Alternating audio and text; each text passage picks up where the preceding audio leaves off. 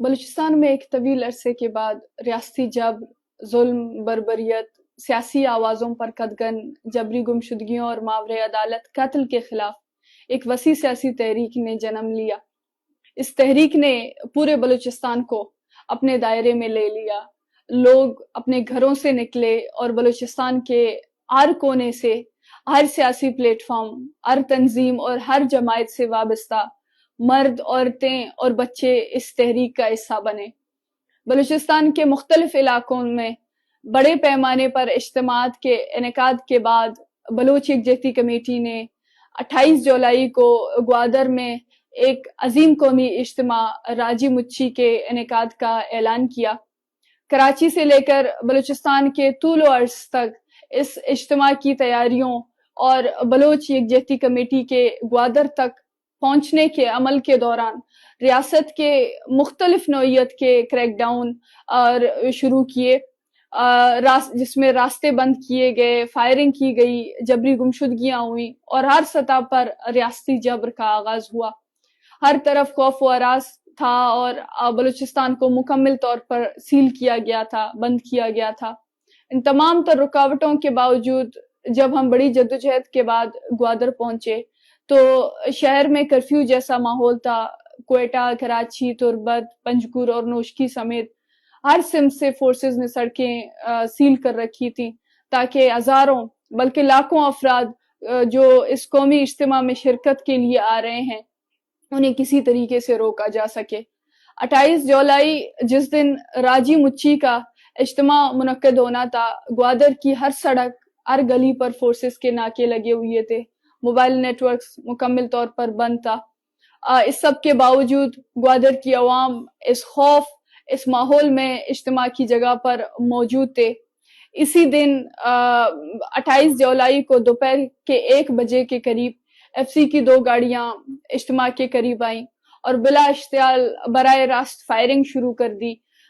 ہمارا ایک ساتھی ہماری آنکھوں کے سامنے اسی موقع پر شہید ہو گیا جبکہ 2 افراد شدید زخمی ہوئے۔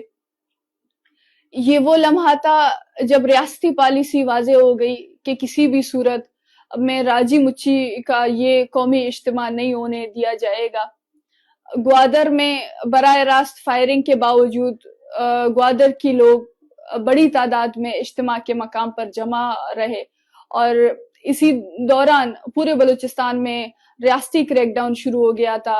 تربت کے راستے، تلار کے مقام پر فورسز نے سڑکیں بند کر دی تھیں اور شدید گرمی میں لوگوں کو سڑکوں پر محصور کر رکھا تھا۔ اور نہ صرف کریک ڈاؤن بلکہ براہ راست فائرنگ بھی کی گئی۔ دوسری جانب کراچی، کوئٹہ اور نوشکی سے آنے والے قافلوں کے بسوں کو روک کر فورسز نے ڈائریکٹ فائرنگ کی جس کے نتیجے میں خواتین، بچے، مرد زخمی اور شہید ہوئے۔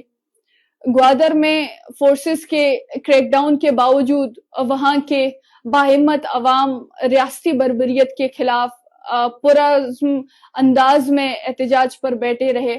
اگلے روز تک پولیس اور فورسز نے ایک بار پھر احتجاج کے مقام پر آئیں اور وہاں پر براہ راست فائرنگ کی۔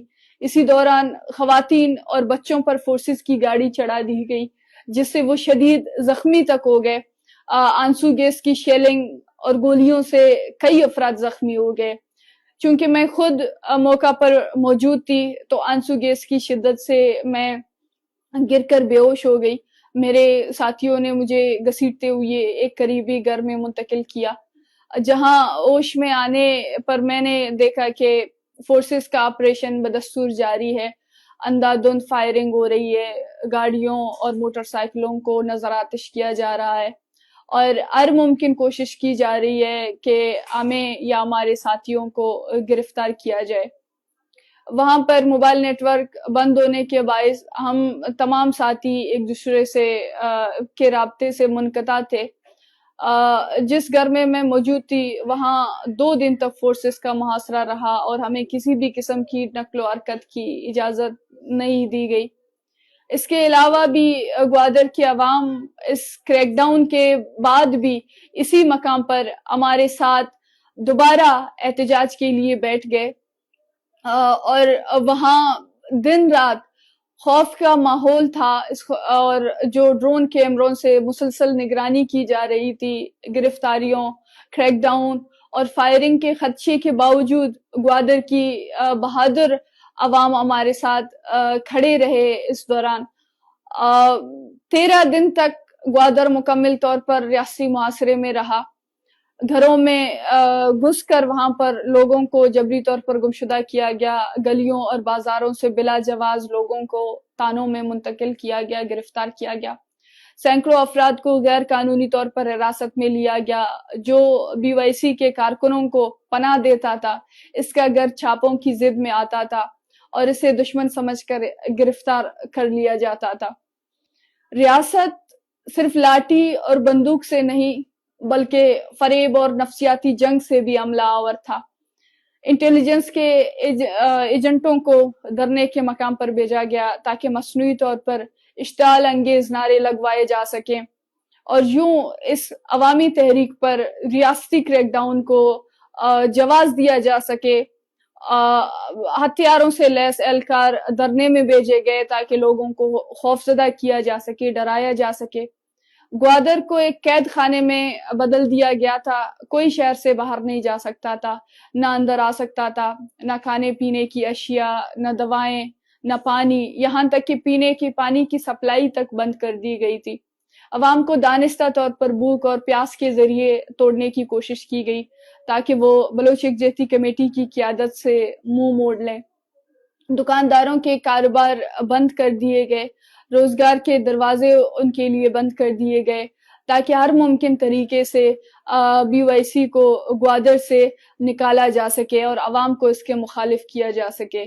ہم نے 13 دنوں میں اس ریاستی بربریت کو صرف سنا یا پڑھا نہیں، ہم نے اپنی آنکھوں سے دیکھا۔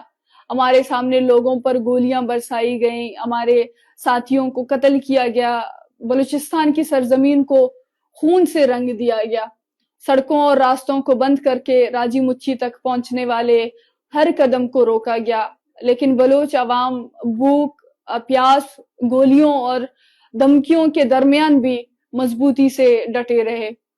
ان 13 دنوں کی اذیت، یہ ظلم، یہ ریاستی درندگی اور بربریت، اور اس کے مقابل بلوچ عوام کی استقامت، حوصلہ اور قربانی کا فلسفہ وہ تاریخ رقم کر گئی جو ہمیشہ یاد رکھی جائے گی۔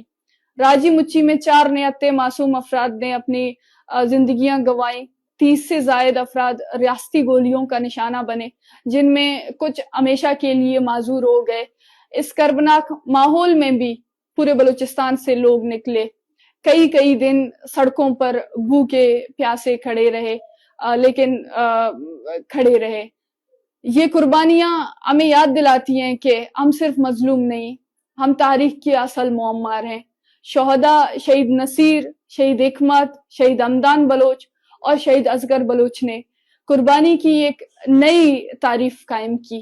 ان کی لازوال جدوجہد اور شہادتیں ہمیشہ زندہ رہیں گی۔